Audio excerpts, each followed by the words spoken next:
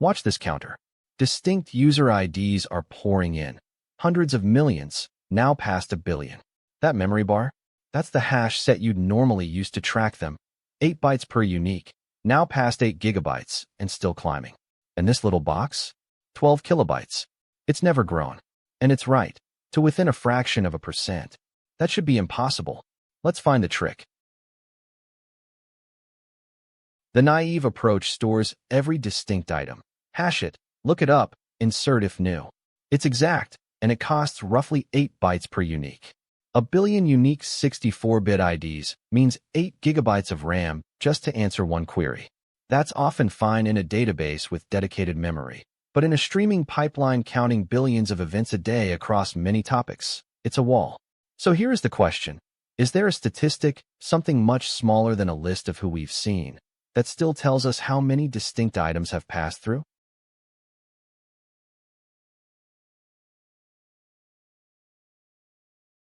Here's the insight. Hash each item to a uniform random bit string. Every bit is independently heads or tails with equal probability. The probability that a hash starts with k zeros is 2 to the power of negative k minus 1. So seeing a maximum run of row leading zeros suggests roughly 2 to the row distinct values have passed through. The same way the longest streak of zeros you've seen in a coin flipping session hints at how many flips you did. Let's make it concrete. Hash 5 items to 8-bit strings. Item C gives us 4 leading zeros, so row is 5, and 2 to the 5 is 32. Our true count is 5. That estimate is off by a factor of 6. One register is wildly noisy, but it's in the right universe, and we're going to fix the noise.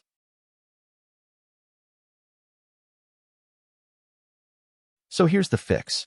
Instead of one register, which jumps all over the place, use many registers, split items across them using the first few bits of their hash, and track the max leading zero count in each bucket independently, using the remaining bits.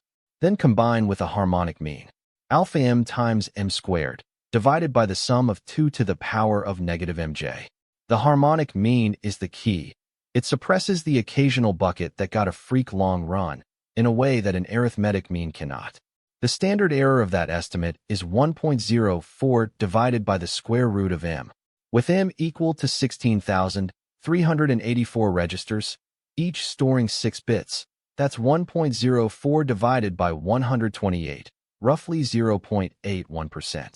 16,384 registers at 6 bits each is about 12 kilobytes. That's the result you just watched.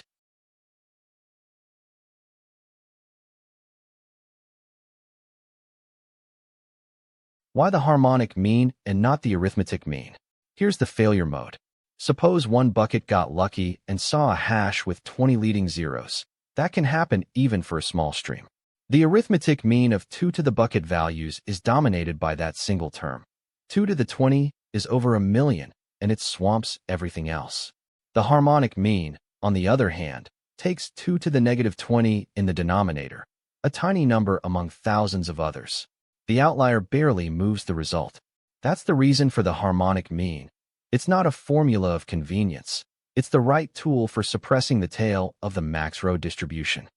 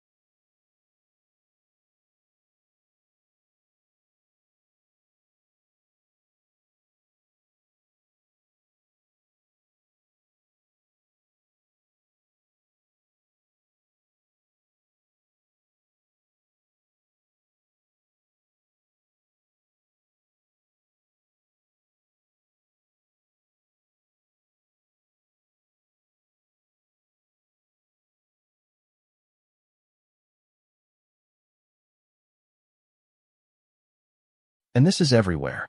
Redis ships it as a first-class data type. FAD streams items in. PFCAUNT gives you the distinct estimate in constant time. Google BigQuery uses it for approx count distinct. Apache Flink and Spark both offer HyperLogLog aggregations for streaming distinct counts.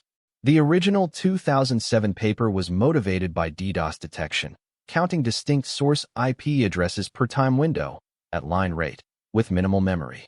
All of it rests on 16,000 registers tracking a max leading zero count, combined with a harmonic mean, corrected for small n bias, and squeezed into 12 kilobytes. One honest caveat. With 6-bit registers and 32-bit hashes, cardinalities above about 2 to the 32 need a large range correction, but the core mechanism is unchanged. So, you don't count by remembering who you've seen. You count by noting the rarest bit pattern that ever passed through. 12 kilobytes, a billion uniques, 0.81% error, which is how Redis, BigQuery, and Flink are doing it right now.